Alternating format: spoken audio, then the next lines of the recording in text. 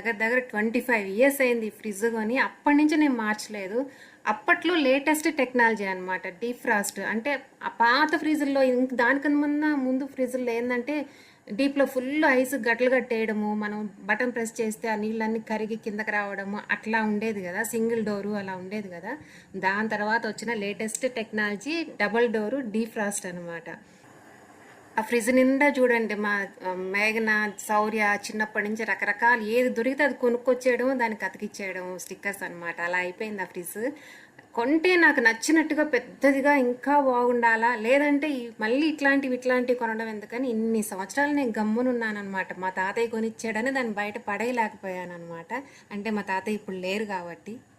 ఇంక ఇప్పుడు కొత్తది కొనాలి అని డిసైడ్ చేసుకున్నాక మంచిగా పెద్దదిగా చాలా కంఫర్టబుల్గా ఉండాలని ఫస్ట్ అయితే హైర్ కొని రిటర్న్ ఇచ్చేసి వద్దనుకున్నాక శాంసంగ్ నచ్చిందండి.